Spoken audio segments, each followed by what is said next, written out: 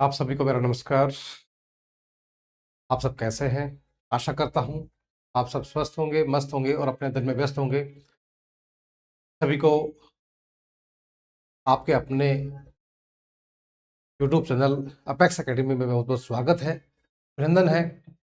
Students, हम पिछले video में BSER के 12th क्लास के पॉलिटिकल साइंस के पेपर को सोल्व कर रहे थे और उसी पेपर को हम अब आगे लेकर चलते हैं, सोल्यूशन अपना आगे बढ़ाते हैं। देखते हैं, लगभग प्रश्न उत्तर सीमा लगभग 50 शब्द। सेक्शन बी आपका यहाँ पर आ गया है। Short answer type questions, answer limit about 50 words, यानी कि 5 से अधिक लाइनों में आपको जो है इसका आंसर देना है। इतिहास की सबसे बड़ी गराज सेल किसे और क्यों कहा गया है? सबसे पहले तो हमें समझना है गराज सेल क्या है।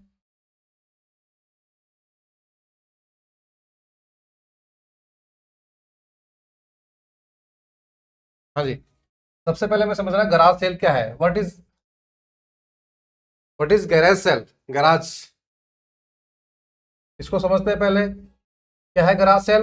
गराज यानी कि जो है पुराना सामान अगर वो रखा है एक तरह से, जैसे गराज में हम गाड़ी खड़ी करते हैं, दूसरे सामान रखते हैं, उसी रूप में इसको हम मान सकते हैं कि जैसे गराज है, बड़ी मात्रा में कोई सामान रखा है और उसके हम क्या कर रहे हैं, सेल कर रहे हैं एक साथ उसको, है ना।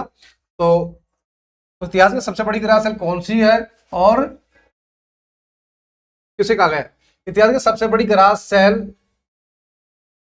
स्टीनवे पियानो की सेल को कहा जाता है। किसको? स्टीनवे पियानो की सेल को कहा जाता है, जो 1960 के दशक में हुई थी। स्टीनवे एंड सन्स कंपनी ने, कंपनी का नाम है स्टीनवे एंड सन्स, कंपनी ने अपने पुराने पियानो और उपकरणों को एक गैराज में रखकर, कहा रखकर, गैराज देखो ना, बिक्री के लिए रखा था। ठीक है, इसको जो है इंग्लिश में देख लेते हैं।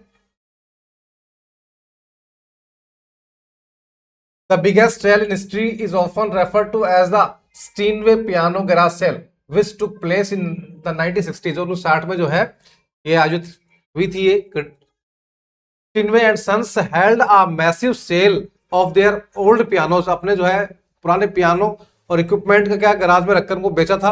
अट्रैक्टिंग पियानो एंथुसियास्ट्स एंड कलेक्टर्स, और जो बहुत जो प्रेमी थे, क्योंकि पियानो के पियानो प्रेमी थे, उनको जो है और कलेक्टर्स को जो है उन्होंने सेल के में बहुत अधिक खींचा था। ठीक है, it was dubbed a garage sale due to its unconventional setting and massive scale, offering rare and valuable pianos at bargain price. Bargain price पर जो है ये मिल रहे थे। अनकन्वेंशनल सेटिंग थी, जो ऐसी जो है रख के जो है गैराज में और उनको बेचा गया था। ठीक है, नेक्स्ट देखते हैं।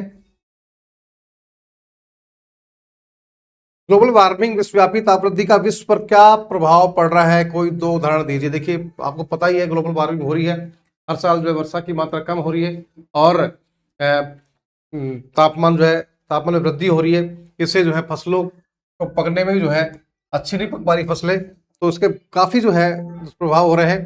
ग्लोबल वार्मिंग के विश्वव्यापी प्रभाव बहुत व्यापक है और उसके दो प्रमुख उदाहरण क्या है? समुद्र स्तर में वृद्धि हो रही है, ध्रुवीय बर्फ के, जैसे जब तापमान बढ़ेगा तो बर्फ पिघलेगी, सीधी सी बात है।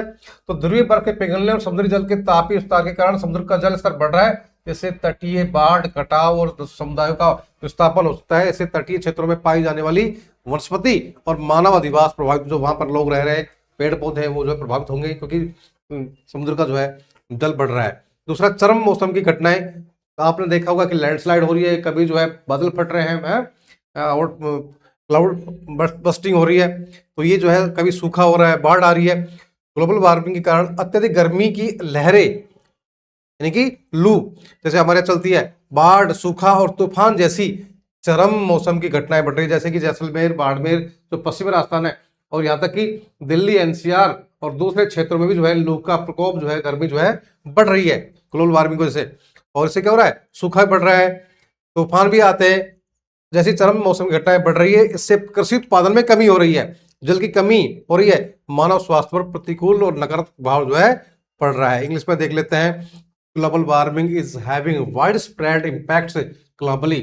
टू मेजर एग्जांपल्स, कह रहा है कि विश्वव्यापी इसका प्रभाव हो रहा है। इसके दो उदाहरण जो हम देख लेते हैं। राइजिंग सी लेवल्स, समुद्र का जल क्या बढ़ रहा है। Melting polar ice and thermal expansion of sea water are causing sea levels to rise, leading to coastal flooding, erosion and displacement of communities, क्या है कि भाई जो पोलर आइस है वो पिघल रही है, थर्मल एक्सपेंशन हो रहा है, यानी कि जो है तापमान में वृद्धि से जो है सी वाटर का जो है लेवल बढ़ रहा है ना, सी लेवल बढ़ रहा है, और लीडिंग टू कोस्टल फ्लडिंग, और जो है समुद्र तट के आसपास जो है बाढ़ की स्थिति आ रही है, इरोजन हो रहा है, इरोजन यानी कि जो है उससे जमीन जो है बाढ़ से और पानी से क्या हो रही है, एक बंजर हो रही है, एंड डिस्प्लेसमेंट ऑफ कम्युनिटीज, और वहां के जो लोग स्थापित हो रहे हैं। एक्सट्रीम वेदर इवेंट्स से यानी कि मौसमी जो है अत्यधिक मौसमी घटनाएं, यानी कि जो है कैसी घटनाएं हो रही है, गर्म मौसम की घटनाएं हो रही है, यानी कि एक्सट्रीम एक्सट्रीम यानी कि जैसे एक तो बरसात तो एक तरीके से हो, एक जो है आउटबर्स्ट जैसे बादल फटना या बाढ़ आना, उसको जो है चरम मौसमी घटनाएं बोलते हैं।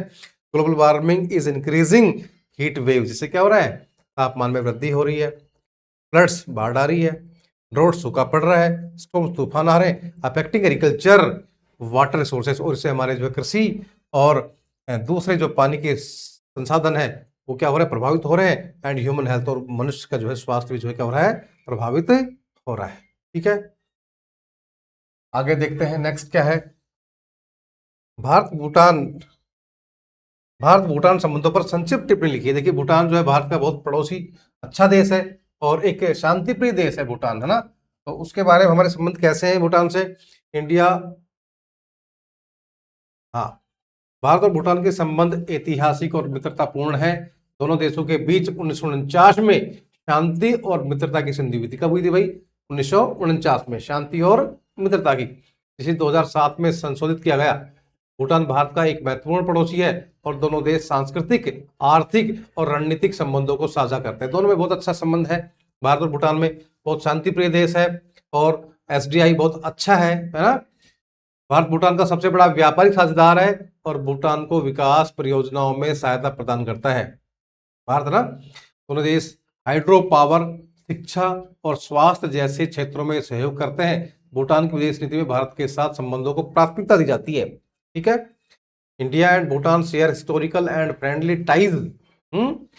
The 1949 treaty of peace and friendship was revised in 2007। जो 1949 में एक ट्रीटी हुई थी, संधि हुई थी पीस, शांति और मित्रता की, उसको 2007 में वापस रिवाइज किया गया है।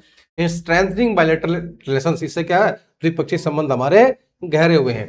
भूटान इज अ की नेबर, एक बहुत अच्छा पड़ोसी है भारत का, विद स्ट्रॉन्ग कल्चर, एक अच्छा, एक तरह से यानी कि बहुत अच्छी संस्कृति वहाँ की है, आर्थिक, वहाँ की इकोनॉमी भी अच्छी है, एंड स्ट्रेटेजिक कनेक्शंस, भारत से जो अच्छा रणनीतिक संबंध है। India Bhutan largest trading partner, ये बहुत बड़ा व्यापार जो है भारत और भूटान में होता है, एंड सपोर्ट्स डेवलपमेंट प्रोजेक्ट, और भारत क्या करता है, यानी कि भूटान से अच्छा व्यापार कर रहा है, साथ में क्या कर रहा है, एक सपोर्ट भी कर रहा है उसको प्रोजेक्ट्स में, बहुत सारे में। बहुत countries collaborate on hydro power, दोनों से आपस में क्या कर रहे हैं, हाइड्रो पावर में, एजुकेशन में, हेल्थ केयर में जो है एक दूसरे का सहयोग कर रहे हैं।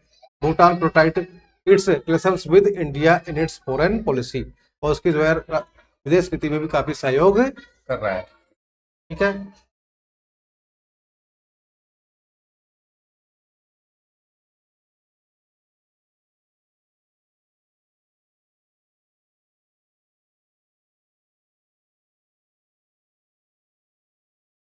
देखिए आगे, आगे जो है नेक्स्ट क्वेश्चन देखते हैं।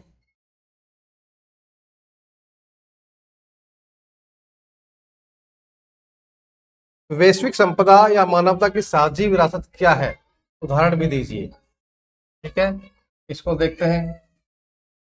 वैश्विक संपदा या मानवता की साझी विरासत उन सांस्कृतिक, प्राकृतिक और ऐतिहासिक स्थलों को कहते हैं जो विश्व के सभी लोगों के लिए महत्वपूर्ण है और जिन्हें संरक्षित करने की जिम्मेदारी सभी देशों की है।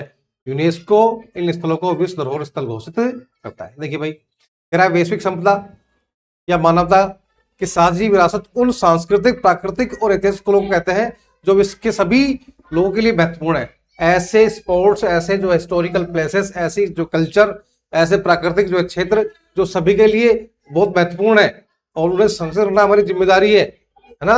यूनेस्को इन स्थलों को विश्व धरोहर स्थल घोषित करता है, और जो है यूनेस्को क्या करता है, इनको विश्व धरोहर स्थल घोषित कर देता है। जैसे ताजमहल है भारत एक विश्व प्रसिद्ध स्मारक और प्रेम प्रतीक है। ग्रैंड कैनियन अमेरिका में एक प्राकृतिक आश्चर्यजनक स्थल है। पिरामिड्स ऑफ गीजा मिस्र, प्राचीन मिस्र की वास्तुकला का अद्भुत नमूना है। अंगोर वाट कंबोडिया, ये इस तरह के जो है स्थल है। Global heritage refers to cultural, natural and historical sites of universal value recognized by UNESCO as World Heritage Sites. These sites are considered humanity's shared wealth and their preservation is global responsibility. जैसे ताजमहल है, grand canyon US में, pyramid of गिजा Egypt में है, अंगोर Wat Cambodia, ये सारे जो है क्या हमारे, ये सारे हमारे जो है ये वैश्विक संपदा है, मानवता की साझी विरासत है, ये हमारे लिए सभी के लिए महत्वपूर्ण है। श्यामा प्रसाद मुखर्जी द्वारा गठित दल की विचारधारा पर टिप्पणी लिखी है। श्यामा प्रसाद मुखर्जी के जो है दल के बारे में बात करते हैं। श्यामा प्रसाद मुखर्जी 1951 में भारतीय जनसंघ की स्थापना की थी। किसकी की थी भाई? भारतीय जनसंघ की, जो बाद में भारतीय जनता पार्टी बीजेपी बन गई। देखिए बीजेपी, पहले बीजेपी नहीं थी, पहले क्या था? भारतीय जनसंघ। और किसने स्थापना की थी? 1951 में श्यामा प्रसाद मुखर्जी ने। उनकी विचारधारा मुख्य रूप से राष्ट्रवाद, सांस्कृतिक पुनर्जागरण और आर्थिक उदारवाद पर आधारित थी। उनकी विचारधारा में ये बातें मुख्य है, राष्ट्रवाद, सांस्कृतिक पुनर्जागरण और आर्थिक उदाहरण।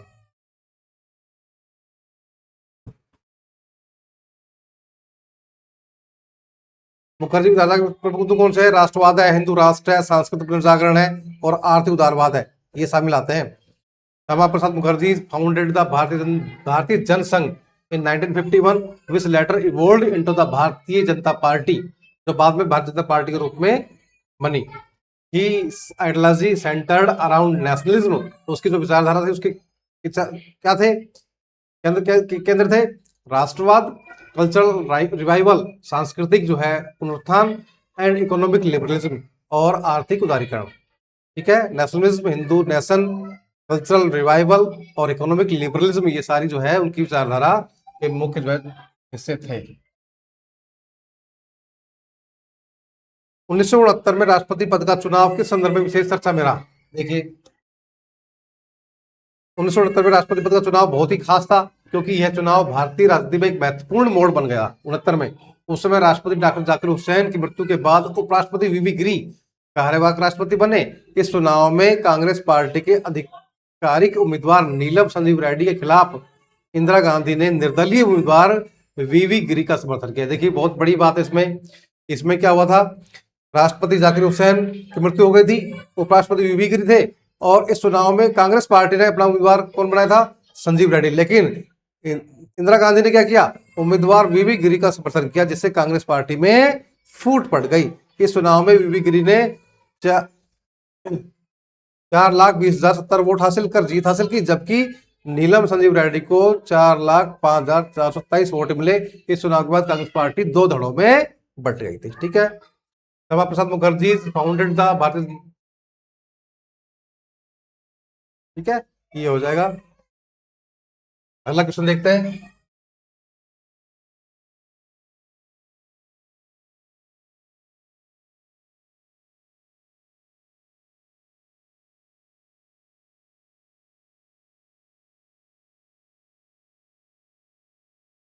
अगला क्वेश्चन जो है हम जो है नेक्स्ट वीडियो में करेंगे। धन्यवाद।